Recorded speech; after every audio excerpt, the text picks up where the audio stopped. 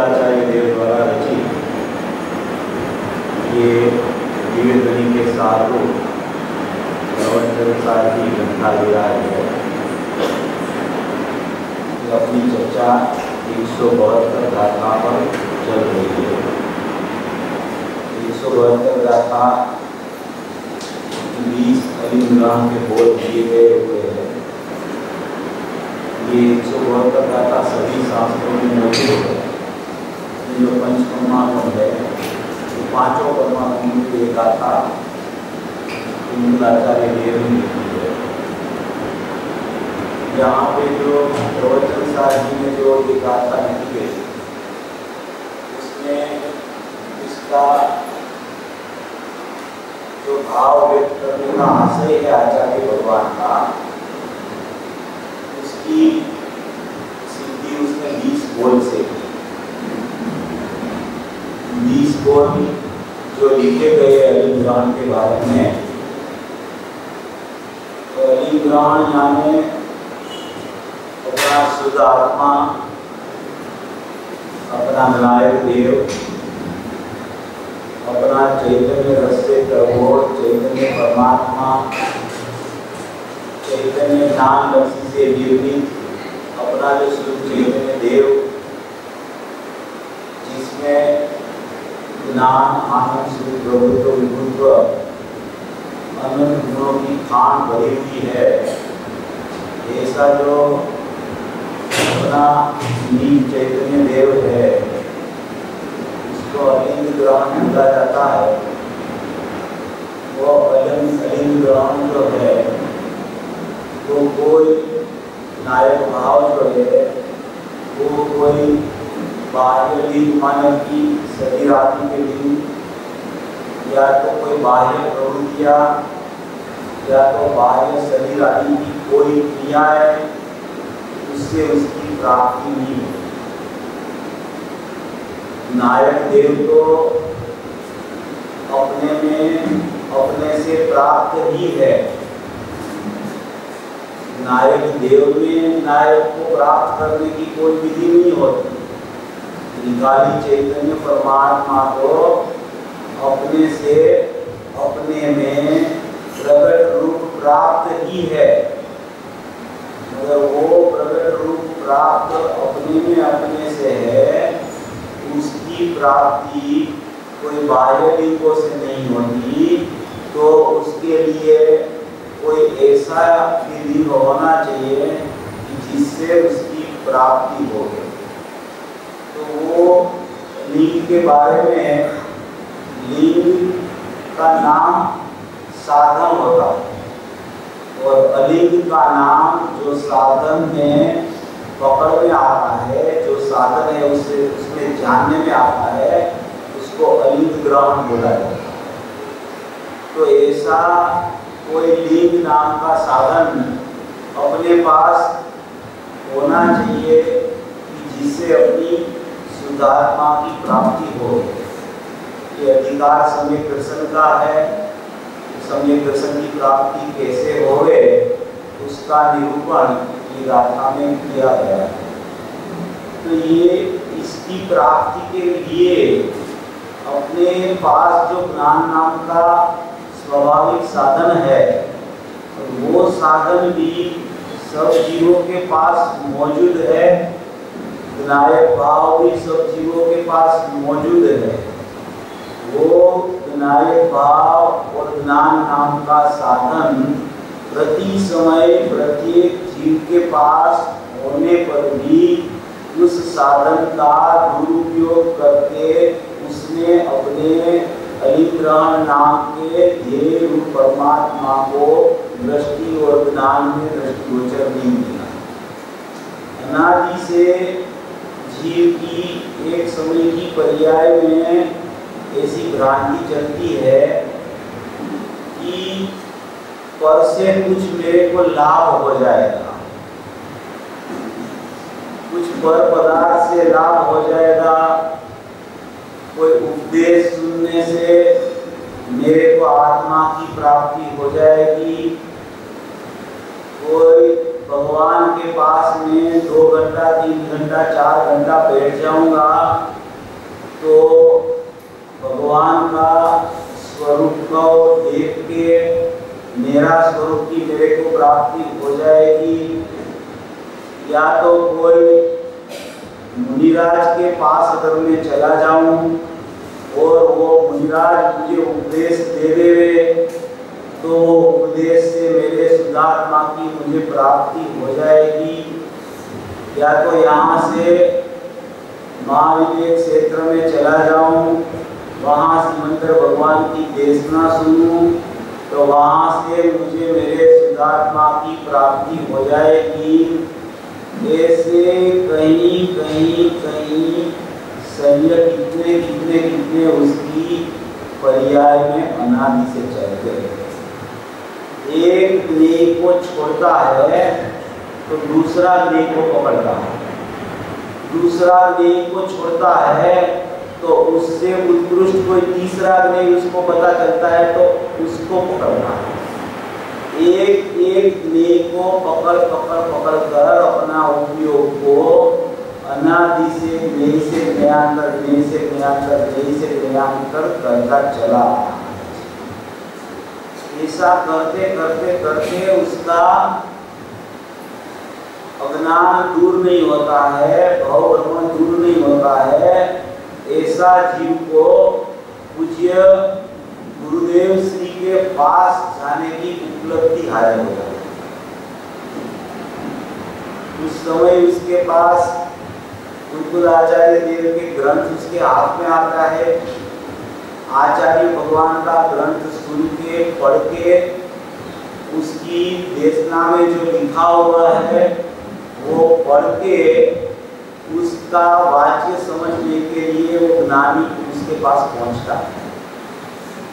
ज्ञानी पुरुष के पास पहुंच के उसकी देशना सुन के सचमुच में तो उसको अपना शुद्धात्मा की उपलब्धि, ज्ञानी पुरुष की देशना का भी लक्ष्य छोड़ के अपना विनायक देव का लक्ष्य करके अपने ज्ञान स्वभाव की उत्पत्ति अतीन्द्रिय ज्ञान रूप होनी चाहिए, मगर अनादि से वो कार्य उसका ऐसा करते करते करते यहाँ तक आया तो भी अधूरा रह गया।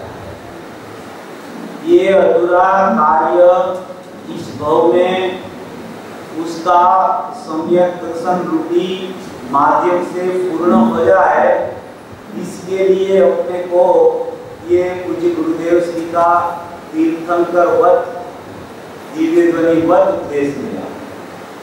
उसके उपदेश में जो बातें आती है उसमें इतनी स्वभाव की महिमा वाली बात आती है कि अभी वचनामृत का जो प्रवचन चल रहा है उसमें इतनी अच्छी बातें आ रही है। क्योंकि गुरुदेव श्री ने फरमाया कि जिसको स्वभाव का रस लग जाता, जिसको स्वभाव का रस चढ़ जाता, उसको सभी बातें नीरस लगने लगती है।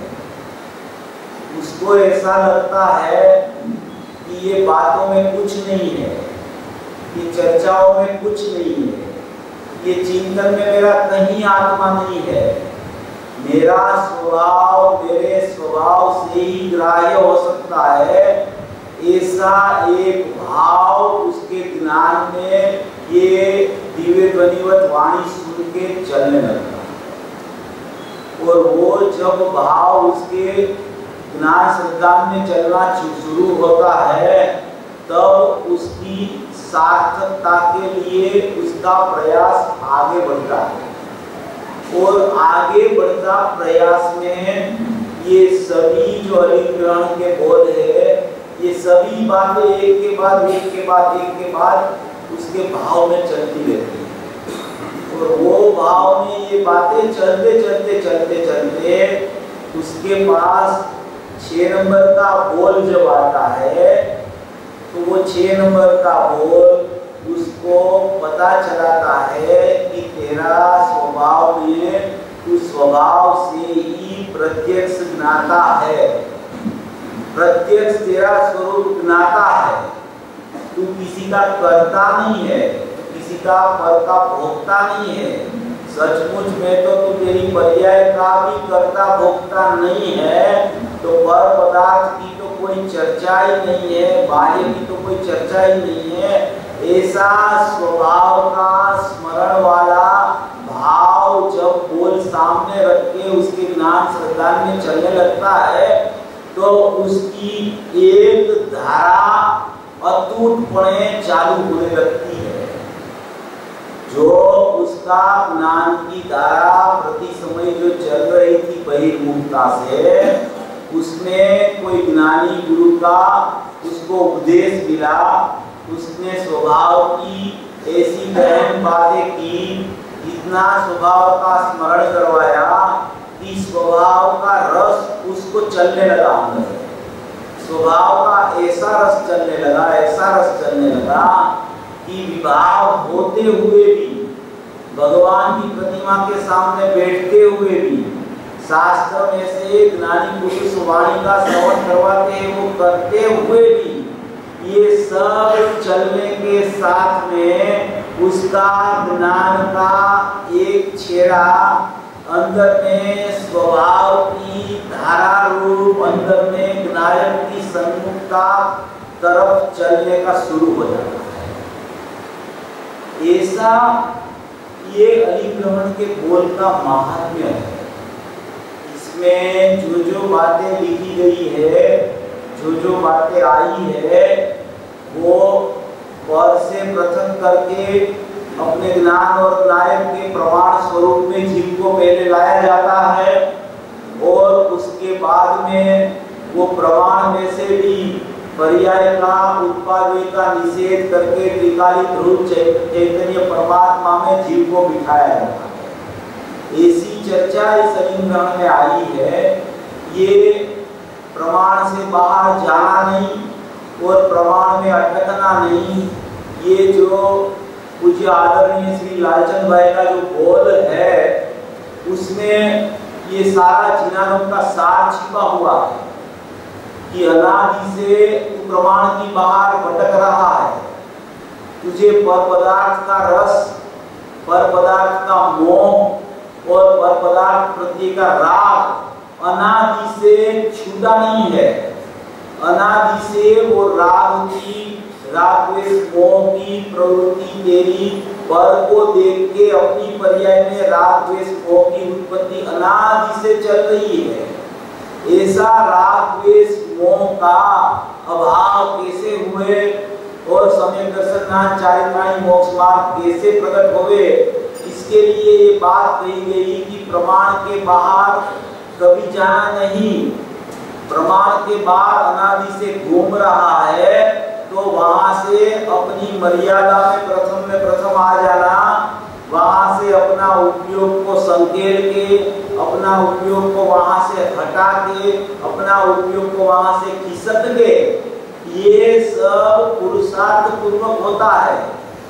उपयोग को कोई फिरा नहीं सकता, ये एक दृष्टिकोण है। और परसन्मुक्ता वाला उपयोग अनादि से चलता है, उसको अपना प्रमाण में लाना, ये एक दूसरा दृष्टिकोण है। प्रथम में प्रथम अनादि मिथ्या दृष्टि जीव अपना उपयोग को बाहर से हटाकर प्रमाण में लाता है। प्रमाण में आता है तब उसको द्रव्य पर्याय स्वरूप की व्यवस्था के अलावा पद की चिंता, पद का सन्मुक्ता वाला भाव, पर तरफ की जो उसकी रागादि वृत्ति मोहादि वृत्ति है, वो प्रथम में प्रथम मंद पड़ जाती है। वो मंद क्यों पड़ती है कि वो पर से पृथक होके अपना द्रव्य गुण पर्याय स्वरूप में पहले आ जाता है। जब तक वो द्रव्य गुण पर्याय स्वरूप में नहीं आता और द्रव्य की खाली बात करता रहता है, पर्याय की खाली चर्चा करता रहता है और उसकी सन्मुक्ता पर तरफ चलती रहती है, तो वो जीव के लिए आचार्य भगवान और गुरुदेव का उपदेश नहीं है।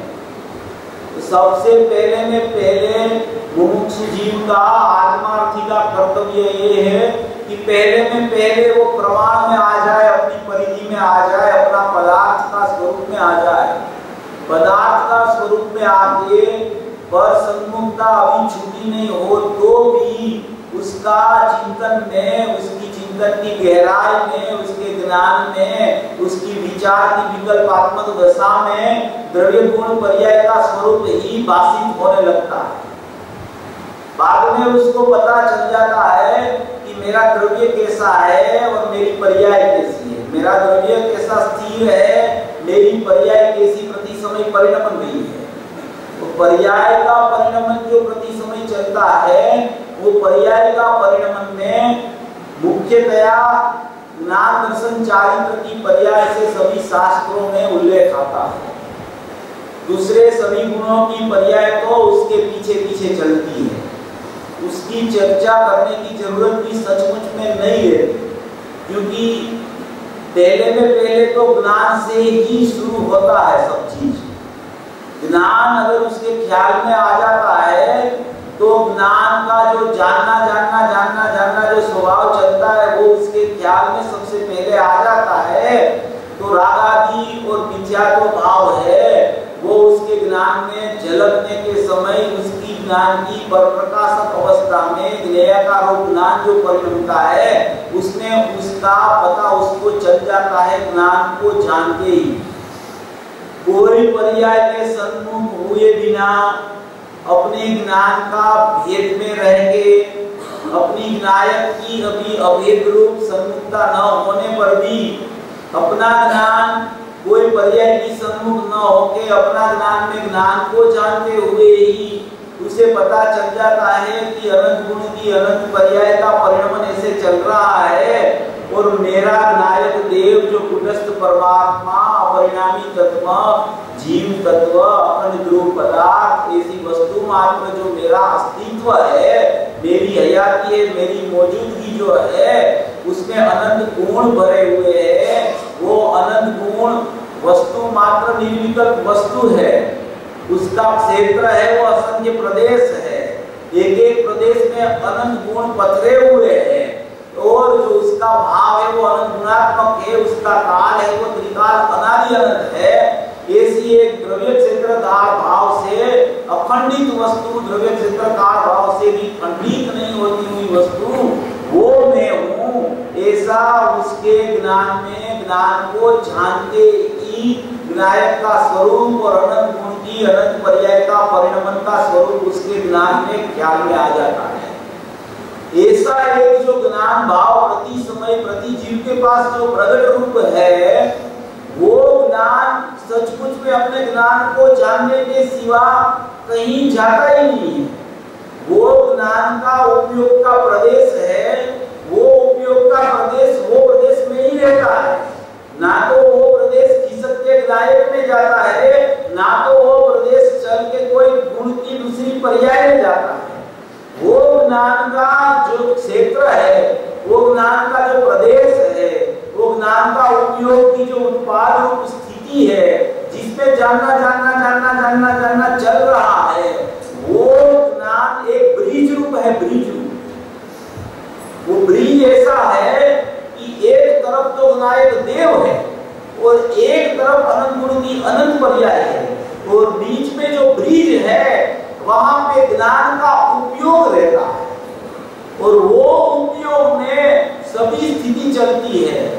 निर्णय भी वो उपयोग में होता है, अनंत पर्यायों का परिणमन का ज्ञान भी वो उपयोग में होता है।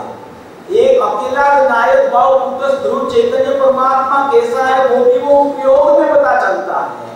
माने कि वो उपयोग है, उसको यहाँ साधन बोला गया है। लिंग्रम में जो उपयोग नाम का जो साधन है, वो तेरे उपयोगवान को जानने में, पकड़ने में, ग्रहण करने में, अभेद होने में, उसकी प्रतीति, उसका ज्ञान और उसका श्रद्धा, उसकी लीनता करने के लिए ये उपयोग ही काम करता है।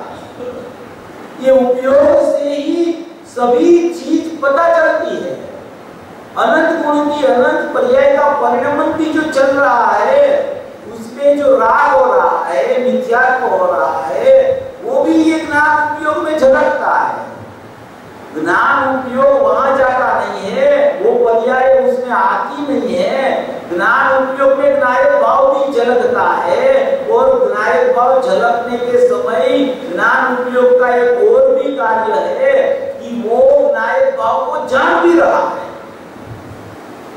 ये पर्याय जो है राग द्वेष मोह की, वो पर्यायों को अपने स्वरूप से, अपनी प्रमेयत्व शक्ति से, अपना ज्ञेयत्व से, अपनी ज्ञान की जो स्वच्छता है, ज्ञान का जो स्वभाव है, ज्ञान का जो उपयोग का जानना स्वभाव है, उसमें स्वयं प्रतिभाषित होते हैं, स्वयं प्रमेयत्व प्रदर्शित करते हैं। वो भिन्नपणे प्रतिभाषित होता रहता है। और ये ज्ञायक भाव है, वो अभिन्नपणे प्रतिभाषित होता है, और ज्ञायक का जानना भी ज्ञान में अभिन्नपणे होता है, क्योंकि ये ज्ञायक का स्वरूप ज्ञान है, और ज्ञान को आत्मा के सिवा किसी का जानना नहीं होता है। और ज्ञान का स्वरूप राग और मिथ्यात्व नहीं है, इसलिए उसका भिन्नत्व से प्रतिभाषित होना होता है। और ज्ञान का स्वभाव जो है, वो जानना जानना जानना जानना चल रहा है, उसमें जो पृथक चीजें हैं, वो मात्र अपना अस्तित्व प्रदर्शित करती है। कोई भी अनंत गुण की अनंत पर्याय है, उसका भी अस्तित्व है, तो वो पर्याय भी ऐसा सोचती है कि मेरा अस्तित्व कहीं न कहीं प्रदर्शित होवे, तो उसको पता भी चले कि मैं भी विद्यमान हूं। तो वो पर्याय अपना प्रमेयत्व, अनंत गुण की अनंत पर्याय अपना प्रमेयत्व स्वयं में किसी की अपेक्षा रखे बिना, वो है इसलिए नहीं, वो अपना स्वयं में प्रमेयत्व अपने ज्ञान की एक समय की उपयोग रूप स्वाभाविक दशा में वो उसका प्रमेयत्व प्रदर्शित करती रहती है। ज्ञान उधर नहीं जाता है, ज्ञान उसको जानने नहीं जाता है, ज्ञान ज्ञान में रहता है। ज्ञायक ज्ञान में कभी नहीं आता, ज्ञान कभी ज्ञायक में नहीं जाता। एक तो ज्ञायक है, एक ज्ञान का उपयोग है, एक अनंत गुण की अनंत पर्याय का प्रति समय परिणमन चल रहा है। इतनी व्यवस्था आत्मा की है, ये प्रमाणभूत आत्मा की इतनी व्यवस्था है, जिसमें एक ज्ञायक देव है, वो तो सदा कूटस्थ ध्रुव खूंटा है, अभेद चट्टान है, वो अपरिणामी तत्व है, शाश्वत देव है, जिनेश्वर देव है, अखंड परमात्मा है, चैतन्य सत्व है, ज्ञान आनंद शुद्ध लक्ष्मी से भरा भंडार है। ऐसा जो चैतन्य परमात्मा, उसकी एक उपयोग रूप अवस्था और उसके पास में, उसके संयोग में अनंत गुण की अनंत पर्याय का परिणमन चलता है। ये पर से प्रथम होके प्रमाण की बाहर से प्रथम होके जो जीव प्रमाण में आता है, वो प्रमाण की व्यवस्था इतनी है, इतनी व्यवस्था में जीव का परिणमन अनादि से चल रहा है। अभी अनादि से ये व्यवस्था तो व्यवस्थित है, इसमें कोई समझ लो कि पर्याय का परिणमन हुआ, चारित्र की पर्याय का परिणमन, श्रद्धा की पर्याय का परिणमन, ज्ञान की पर्याय का परिणमन, विनायकता शुद्धता से रहना, उसमें कोई उसकी माने कि मिथ्या दर्शन के सम्यक दर्शन की स्थिति प्रकट नहीं होती। पर्याय का परिणमन प्रकट होता है, वो परिणमन अभी अंदर से आया है, वो राग लेके नहीं आता, अंदर से कोई मिथ्या को लेके नहीं आता, अंदर से ये ज्ञान है वो अज्ञान लेके नहीं आता। यहाँ ज्ञान का उदय रहता है, श्रद्धा का उदय रहता है, चारित्र का उदय रहता है। तो वो जो उत्पाद प्रति समय चलता है, उसके उत्पाद में ज्ञान का काम सबसे पहला विशेष में विशेष है। सबसे पहले ज्ञान ही काम करता है। ज्ञान जो स्वभाव है वो स्वाभाविक लक्षण है। ये चारित्र और श्रद्धा की पर्याय है। अपन ज्ञान दर्शन चारित्र से चर्चा करते हैं। ज्ञान चारित्र और श्रद्धा की पर्याय है, वो प्रकट होते हुए उसका परिणमन होता है, तो वो परिणमन औदैहिक भाव हो जाता है। उसमें राग और मिथ्यात्व चला, तो यहाँ ज्ञान में ज्ञान का ज्ञानत्व प्रकट हुआ, तो वो ज्ञानत्व में राग और मिथ्यात्व प्रति समय झलक रहा है, और ज्ञान में उसका ज्ञेयाकार परिणमन होते ही वो ज्ञेयाकार ज्ञान को जानते समय ज्ञान में पता चलता है कि मेरी दूसरी पर्याय जो है उसमें राग और मिथ्यात्व का परिणमन चल रहा है। मिथ्यात्व की तरफ लक्ष्य करके ज्ञान नहीं जानता, राग की तरफ लक्ष्य करके ज्ञान नहीं जानता। ज्ञान अपना ज्ञेयाकार स्वभाव को जानते ही वो ज्ञेयाकार जो कहा जाता है, वो ज्ञान की जो स्वपर प्रकाशक अवस्था है, वो स्वपर प्रकाशक में स्व बोला ज्ञान की एक समय की पर्याय का स्वभाव स्वपर प्रकाशक है। उसमें ना तो सचमुच ज्ञायक है, ना तो सचमुच अनंत गुण की अनंत पर्याय है। एक ही ज्ञान का उपयोग जो है, ज्ञान का स्वाधीन उपयोग, ज्ञान का प्रकट रूप उत्पाद, वो ज्ञान का प्रकट रूप उत्पाद का स्वभाव स्वपर प्रकाशक है। उसमें स्वनायक है और ये बाह्य पदार्थ ऐसा नहीं है। स्वपर प्रकाशक ज्ञान की पर्याय का अखंड स्वभाव है, उसमें स्वनायक नहीं है, उसमें पर रूप पर पदार्थ नहीं है। स्वपर प्रकाशक नाम का अखंड ज्ञान का उत्पाद है।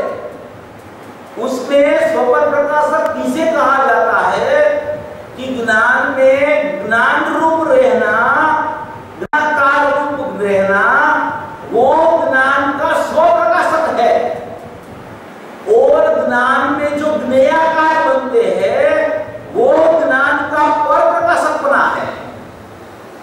ज्ञान का स्वभाव जो स्वपर प्रकाशक कहा गया, वो ज्ञान का स्वपर प्रकाशक स्वभाव, वो स्वाधीन स्वतंत्र निरपेक्ष ज्ञान का उत्पाद का स्वभाव का नाम स्वपर प्रकाशक है।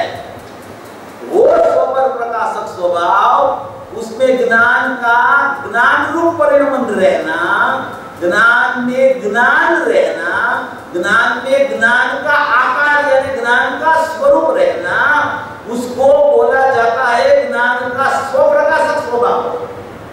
और ज्ञान का परिणमन होना, ज्ञान का ज्ञेयाकार बनना, ज्ञान का क्रियाकार रूप परिणमन होना, उसको बोला जाता है ज्ञान का स्वाधीन पर प्रकाशक स्वभाव। ऐसा स्वपर प्रकाशक स्वभाव ज्ञान का उत्पाद का स्वाधीन स्वभाव है।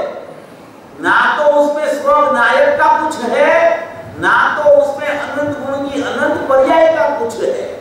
ज्ञान का स्वाधीन स्वपर प्रकाशक ज्ञानाकार रूप ज्ञेयाकार, ऐसा स्वाधीन स्वपर प्रकाशक ज्ञान का उपयोग का स्वतंत्र स्वभाव है। उसमें ज्ञायक कैसे ज्ञान आता है, वो अपेक्षा भी ज्ञायक की उसको लागू नहीं पड़ती है। वो प्रकट हो गया है ज्ञान, वो प्रकट होते समय वो स्वपर प्रकाशक रूप परिणमता है, और स्वपर प्रकाशक रूप परिणमता है उसी समय वो ज्ञान में ज्ञेयाकार बनते हैं। जैसे छठवीं गाथा में दूसरा पैराग्राफ में आया, दूसरा पैराग्राफ में ये आया कि ज्ञेयाकार अवस्था में ज्ञायक रूप से ज्ञात हुआ।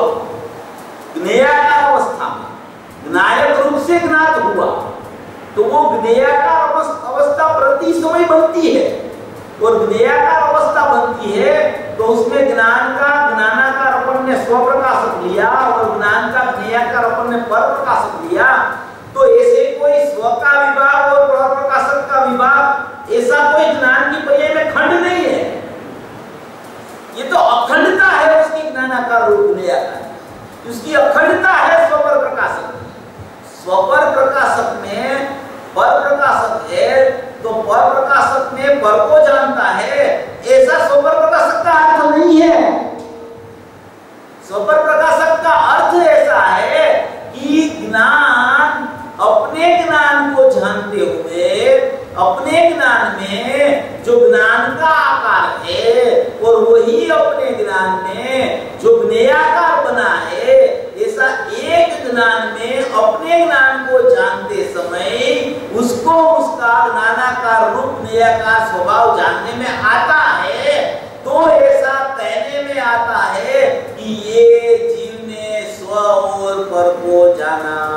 सचमुच में लक्ष्य करके तो ज्ञान अपने ज्ञायक को भी नहीं जानता है, तो पर को जानने की तो कोई बात ही खड़ी नहीं होती। ज्ञान ज्ञान को ही जानता रहता है, वो उसका स्वतः सिद्ध स्वाधीन स्वभाव है।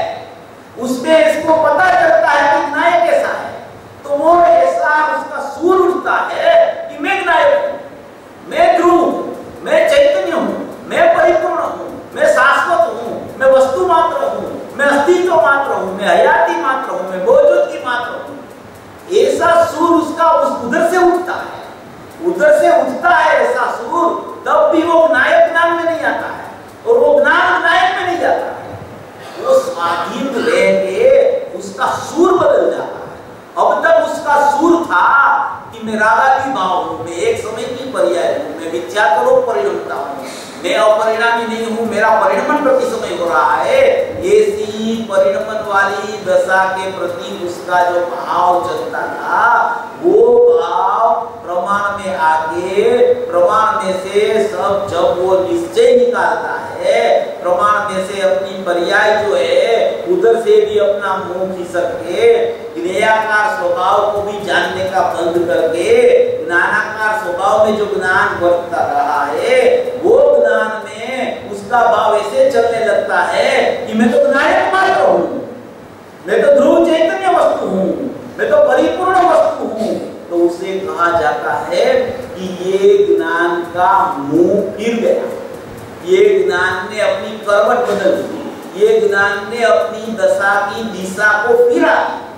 दशा दशा में रहती है, दशा की दिशा पर तरफ है और दशा की दिशा स्व तरफ जाती है, ऐसा कुछ वहां सचमुच में होता नहीं है। जैसे कि एक समय की दशा इधर चली गई है, अभी वहां से खिसक के यहाँ आएगी, फिर यहाँ से इधर जाएगी, ऐसा दशा में ऐसी दिशा का फिरना इस तरीके से नहीं होता है। वो जो उपयोग है उसमें ही एक भाव परिवर्तन हो जाता है। वो भाव परिवर्तन का नाम दशा की दिशा बदल गई ऐसा बोला जाता है। जैसे वो भाव में अभी अज्ञान के कारण उसको ऐसा बोला जाता था कि तेरी पर सन्मुखता चल रही है। पर सन्मुखता चल रही है माने उसको पर संबंधी का ज्ञान में भाव चलता है, उसको बोला जाता है कि ये जीव की ज्ञान में पर सन्मुखता चल रही है।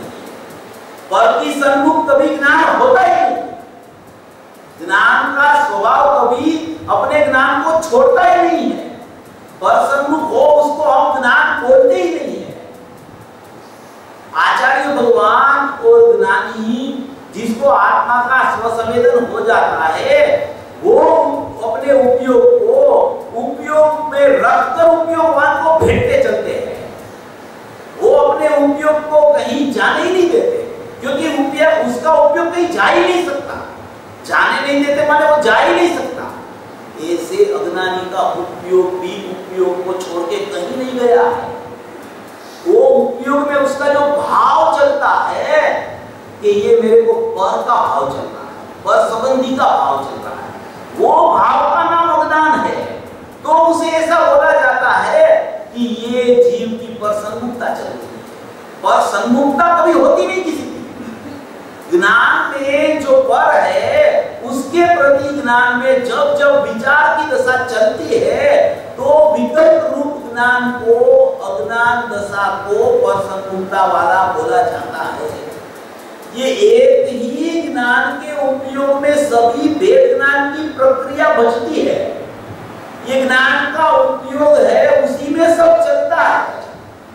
ये पर सन्मुखता, स्वसन्मुखता, अभेदपना, भेदपना, भिन्नतापना, प्रतिभासनपना, ज्ञातृत्वपना, ज्ञान स्वभाव, ज्ञेयाकार स्वभाव, ये सब जो प्रक्रियाएं बचती है वो एक समय का ज्ञान का उत्पाद में चलती है। सब प्रक्रियाएं बाहर कुछ नहीं चलता है, बाहर वो उपयोग कभी गया ही नहीं है। ऐसा ये बोल सब आया है इसमें कि वो उपयोग कभी बाहर जाता ही नहीं है। ज्ञानी का उपयोग जैसे बाहर नहीं जाता, ऐसे अज्ञानी का उपयोग बाहर नहीं जाता है। अज्ञानी का उपयोग में रहता है, मगर अज्ञानी को और संबंधी की भ्रमणा ज्ञान में चलती है। उस अपेक्षा से बोला जाता है कि ये अज्ञानी का उपयोग जिसका बाहर गया है उसको अज्ञानी बोला जाता है। ऐसा बोला जाता है। सचमुच कोई जीव का उपयोग कभी पर सन्मुख हुआ ही नहीं है। ज्ञान की व्याख्या आई है परमध्यात्म तरंगिणी में कि ज्ञान की व्याख्या क्या, ज्ञान का वाच्य क्या, ज्ञान का स्वभाव क्या, ज्ञान किसे बोलते हैं, ज्ञान किसे कहा जाता है। तो उसमें व्याख्या बांधी है सुखचंद्र आचार्य है। वो सुखचंद्र आचार्य प्रचुर स्वसंवेदन के धनी, तीन कसाय के अभाव वाले, जिसको प्रचुर स्वसंवेदन झरता रहता है, अमृत का झरना जैसे झरता है, ऐसे ही जैसे नियम सार के टीकाकार पद्मनाभधारी देव ने बोला कि हमारे मुख में से तो मकरंद झर रहा है, अमृत का प्रवाह झर रहा है। ऐसा अमृत झर रहा है, ऐसा अमृत झर रहा है कि उसको हम पी रहे हैं और फिर भी हमें अपना नायक देव जब परिपूर्ण भेंटने में नहीं आएगा तब तक हमें उसकी तृप्ति नहीं होगी।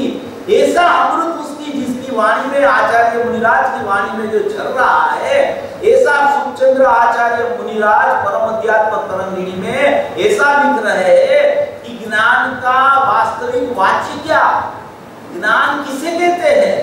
कि ज्ञान की व्याख्या उसने बांधी परलक्ष अभावात्, परलक्ष अभावात्। परलक्ष कभी ज्ञान करता नहीं है, पर के लक्ष्य से सदैव अभाव स्वरूप रहता है, उसे ज्ञान बोला जाता है। वो परलक्ष अभावात् चंचलता रहितम अचलम ज्ञानम, ज्ञान अचल है, चंचलता नहीं है उसमें, पर का लक्ष्य कभी नहीं होता। वो ऐसा बोलना चाहते हैं कि ज्ञान में रहता है, ज्ञान पर का लक्ष्य करके पर सन्मुख नहीं होता है। ज्ञान को कभी छोड़ता नहीं है, ज्ञान का प्रदेश अपनी अचलता को छोड़ के कहीं जाता नहीं है। इसलिए इसकी व्याख्या बांधी परलक्ष अभावात् चंचलता रहितम अचलम ज्ञानम। ऐसा ज्ञान का स्वभाव है। वो ज्ञान में कभी बहिर्लक्ष्य किया ही नहीं है, ज्ञान कभी प्रसन्मुख हुआ ही नहीं है। जो प्रसन्मुख होता है ना, प्रसन्नता जहाँ चलती है उसको ज्ञान नहीं बोलते। वो तो एक समय वाली इंद्रिय के सन्मुख होके परिणमती ज्ञान की बहिर्मुख दशा को बोला जाए तो बोला जाए। वहां मैं हूं नहीं, मैं तो मेरा ज्ञान में हूं। मेरा ज्ञान कभी मेरे ज्ञान में से उठ के कहीं बाहर जाता ही नहीं है। ऐसा ये सब जो बोल आया है उसमें जो कहना चाहते हैं लिंग और अलिंग। अलिंग माने ज्ञायक, लिंग माने ज्ञान। वो ज्ञान स्वभाव जो है उससे ज्ञायक का पता चलता है। वो ज्ञान में स्वतः सिद्ध स्वपर प्रकाशक है। अपनी जो कल रात को चर्चा चली थी उसमें ये चला था कि प्रयोग करना चाहिए। प्रयोग कैसे करना, प्रयोग कैसे होता है, प्रयोग का स्वरूप क्या है। तो ये प्रयोग सब एक समय का ज्ञान का उपयोग में चलता है।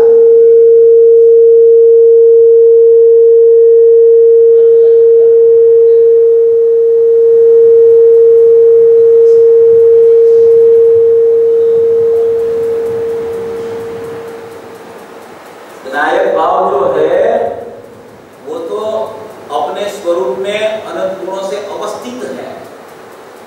उसपे तो कोई प्रयोग करना, प्रयोग चलना, कुछ होना ऐसा कुछ होता नहीं है। वो तो कूटस्थ चीज है, वो तो ध्रुव चीज है, वो तो अखंड वस्तु है।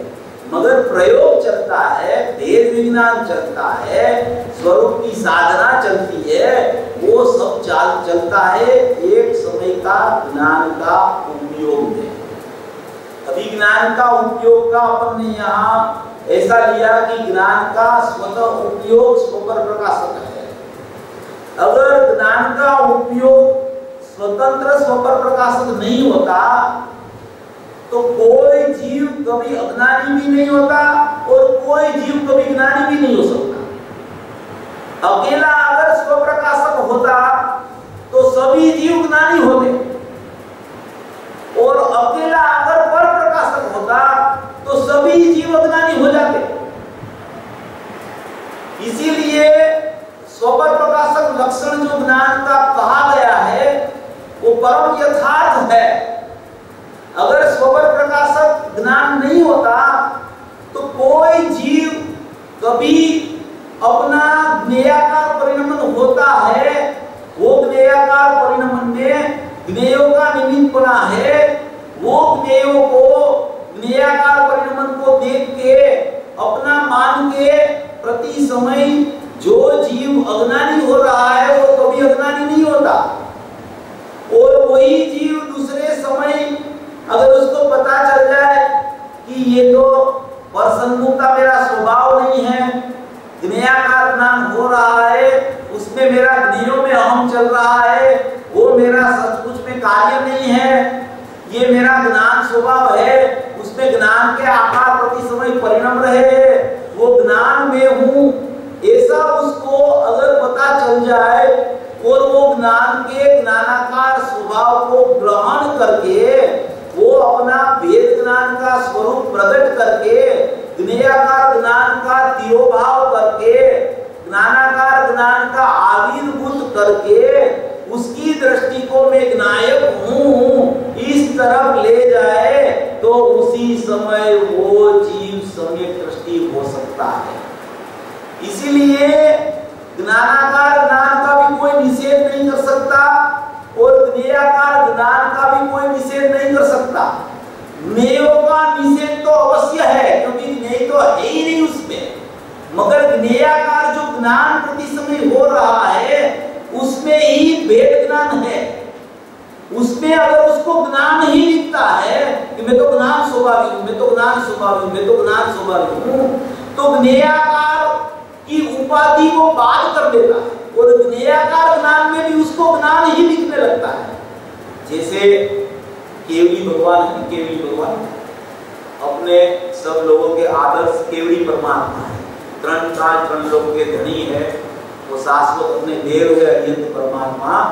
तो वो केवली भगवान का जो ज्ञान है उसमें तीन काल तीन लोक का जानना चलता रहता है। तीन काल तीन लोक का अनंत काल के बाद में क्या होगा, वो अनंत काल के बाद में क्या होने वाला है, कौन सी जीव की कौन से द्रव्य में रहेंगे, कौन से क्षेत्र में, कौन से काल में, कौन से भाव में, कौन से भव में, कौन सी पर्याय, कौन सी निमित्त में कब होगी, इतना केवली भगवान कोई भी जीव का भूतकाल का और भविष्य काल का ज्ञान, उसकी एक समय की ज्ञान की केवल ज्ञान की वर्तमान पर्याय में जानने में उसकी सामर्थ्यता है। तो वो ज्ञान जो केवली का केवल ज्ञान है, वो केवली का केवल ज्ञान भी ज्ञानाकार रूप निराकार है, अज्ञानी का ज्ञान भी ज्ञानाकार रूप निराकार है, साधक का ज्ञान भी ज्ञानाकार रूप निराकार है। मगर साधक क्या करता है, अज्ञानी क्या करता है और केवली क्या करता है, उसमें मर्म है। अज्ञानी क्या करता है, ज्ञानाकार रूप निराकार को देख के कि जैसा ज्ञान में निराकार बनता है तो ये ज्ञेय जो है, ये ज्ञेय है, ऐसा ही आकार यहाँ ज्ञान में बनता है। आकार माने स्वरूप, आकार माने ऐसा कोई आकार नहीं होता है, ऐसा आकार ये चीज बाहर में माइक है, ऐसा ज्ञान में स्वरूप बनता है, ज्ञान का जानना बनता है, ज्ञान का स्वरूप ऐसा बन जाता है कि यहाँ ऐसा माइक है, तो ये ज्ञेय है, यहाँ ज्ञान है। और ये ज्ञान प्रति समय ज्ञानाकार तो है, अंदर से आता है तो ज्ञान तो है, मगर वही समय उसका ज्ञेयाकार परिणमन होता है। वो ज्ञेयाकार परिणमन होता है, वो यहाँ ज्ञेय है इसलिए नहीं होता है, ये ज्ञेय का निमित्त है इसलिए यहाँ ज्ञेयाकार नहीं होता है, ये ज्ञेय यहाँ झलकता है इसलिए यहाँ ज्ञेयाकार नहीं होता है। ये तो स्वतः सिद्ध ज्ञान का स्वयं स्वभाव है कि वो उदित होता है, वो उत्पाद होता है, तो वो निरपेक्ष ज्ञान का परिणमन ज्ञानाकार रूप ज्ञेयाकार प्रति समय बनता है। तो वो बनता है, उसमें जो ज्ञेयाकार बना, तो अज्ञानी देखता है आंख से, इसको जानता है ज्ञान से, देखता है आंख से, जानता है ज्ञान से, मगर ज्ञान को कैसे जानता है कि ज्ञान में ज्ञेयाकार जो बना है वो ज्ञेयाकार को जानता है, तब उसको पता चलता है कि यहाँ ये बाइक है। मगर उसको ऐसा लगता है कि मेरा ज्ञान ये इंद्रिय के सम्मुख होके ये पदार्थ को जानता है, तो ये ज्ञान को इंद्रिय का सहारा लेके जानने के लिए उसने मजबूर कर दिया। सचमुच में ज्ञान का स्वभाव इंद्रिय का सहारा लेके इनको जानने का है ही नहीं। सचमुच में जानने का तो उसका ज्ञेयाकार ज्ञान है, उसको ज्ञान जानता है, तो उसको जानते ही उसको पता चल जाता है कि बाहर में ऐसे ज्ञेय है। मगर अज्ञानी अज्ञान रूपी अपनी भ्रमणा के वश होकर समयवर्ती अज्ञानी होता है, और ज्ञानी उसी को ऐसे ही ज्ञानाकार रूप निराकार बनते होते हुए भी वो ज्ञानी परमात्मा, साधक परमात्मा, वो क्या सोचता है, कैसे उसका परिणमन चलता है कि मुझे तो ज्ञान जानने का आता है, मेरा तो ज्ञान है, ये ज्ञान में ज्ञेयाकार हुआ, ज्ञान में ज्ञानाकार हुआ। वो ऐसा नहीं जानता है उसको कि मेरा ज्ञान ज्ञानाकार है कि मेरा ज्ञान ज्ञेयाकार है। वो तो मैं ज्ञान मात्र हूँ, मैं ज्ञान मात्र हूँ, मैं ज्ञान मात्र हूँ, इतना ही उसको चलता है, वो ज्ञानी है। वो ज्ञेयाकार ज्ञानाकार सभी उपाधियों को छोड़कर वो ज्ञान में चला जाता है, और वो ज्ञान कैसा है कि वो तो ज्ञायक जैसा है, वैसा ही वो ज्ञान ज्ञायक में से आता है, वो ज्ञान में ज्ञायक ही बस रहा है। वो ज्ञान लोक में ज्ञायक लोक के अलावा कोई लोक है ही नहीं, ऐसा ज्ञानी का परिणमन चलता है, उसको साधक बोलते हैं। और केवड़ी को ज्ञानाकार रूप निराकार परिणमन चल रहा है, तो वो कैसे जानते हैं लोकालोक को, कैसे लोकालोक को जानते हैं? लोकालोक की सन्मुख होकर जानते हैं, लोकालोक है ऐसा निराकार होता है उसको जानते हुए जानते हैं, अपने आत्मा को जानते हुए जानते हैं। ये केवली का ज्ञान जो प्रगट रूप ज्ञान है ना, वो भी परम निरावरण हो गया है। परम निरावरण, उसको कोई आवरण अभी है ही नहीं। जिसको राग द्वेष मोह परिपूर्ण चला जाता है, वो तो जैसे अज्ञानी अपनी इंद्रिय के माध्यम से जैसे इधर श्रोताओं को जानते हैं कोई भी अज्ञानी, ऐसे ही केवली भगवान प्रत्यक्ष जानते हैं सबको, लोग प्रत्यक्ष। ऐसा नहीं है कि वो नायक को जानते हैं इसलिए लोग को जानते हैं। स्वभाव और स्वरूप ऐसा है कि उसका ज्ञान विनायक में दट गया, वो ज्ञान वहां से भी निकलने वाला नहीं है। मगर उसका ज्ञान की इतनी सामर्थ्य है, उसका ज्ञान की इतनी परिपक्वता है, उसका ज्ञान की इतनी परम निरावरणता हो गई है कि जैसे कोई जीव प्रत्यक्ष पर पदार्थ को जैसे आंख से देखते हैं कोई जीव पर पदार्थ को, ऐसे ही केवली भगवान अपने ज्ञान से लोकालोक को भी प्रत्यक्ष देखते हैं। वहां कोई प्रत्यक्ष परोक्ष का भेद नहीं है। उसको अपना ज्ञायक भी प्रत्यक्ष है, अपना ज्ञान भी प्रत्यक्ष है और लोकालोक भी प्रत्यक्ष है। उसमें सन्मुखता कि सन्मुखता छोड़ने का प्रश्न ही नहीं आता केवली भगवान को। केवली भगवान अपने में रहते हैं, अपने को जानते हुए लोकालोक को भी इसी तरह जानते हैं। सन्मुखता की सन्मुखता छोड़ना वो प्रश्न केवली भगवान को है ही नहीं। जिसका ज्ञान परम निरावरण हो गया, जिसका ज्ञान में कोई अभी अपूर्णता ही बाकी नहीं रही, परिपूर्णता प्रकट हो गई केवली भगवान को, वो तो प्रत्यक्ष सबको जानते हैं। उसको कोई किसी की अपेक्षा से जानने की वो बात होती नहीं है। ऐसा केवली का भी ज्ञानाकार रूप निराकार ज्ञान है, वो अपने ज्ञान और नायक में से निकलते नहीं है। मगर ऐसा नहीं कहा जाता कि उसको भी केवल ज्ञान परोक्ष है, ऐसा नहीं है। उस केवल ज्ञान में लोकालोक परोक्ष है, ऐसा नहीं है। उसको सब प्रत्यक्ष है, क्योंकि उसको मात्र जानना चल रहा है, जानने के अलावा कुछ नहीं है वहां पे। इसलिए जिसको भी वो जानता है ज्ञान में, वो सब प्रत्यक्ष है। ऐसा केवली का स्वरूप है कि अज्ञानी, साधक और केवली सबको नानाकार रूप निराकार ज्ञान प्रति समय होता है। उसमें वहां उसकी दृष्टि कहा जाता है, उसका लक्ष्य कहा जाता है, उसी के ऊपर उसका अज्ञान और सम्यक ज्ञान का आधार रहता है। ये सभी 7वां से 11वां बोल की ये पूरी बात मैंने आपको इस तरीके से संक्षिप्त में कही है। आप ये 7वां और 11वां बोल पूज्य गुरुदेव श्री का प्रवचन में पढ़ना, ये सब बातें इसमें पूज्य गुरुदेव श्री ने कही है। उसका संक्षिप्त सार में जितनी मेरी प्रयोजन की शक्ति थी उस अनुसार मैंने किया है। सभी भव्य जीवों इस तरीके का ज्ञान स्वभाव को समझ के अपने नायक का स्मरण करके भवी जीव सभी मोक्ष मार्ग में प्रयाण करके मोक्ष अपनी लक्ष्मी को वरे।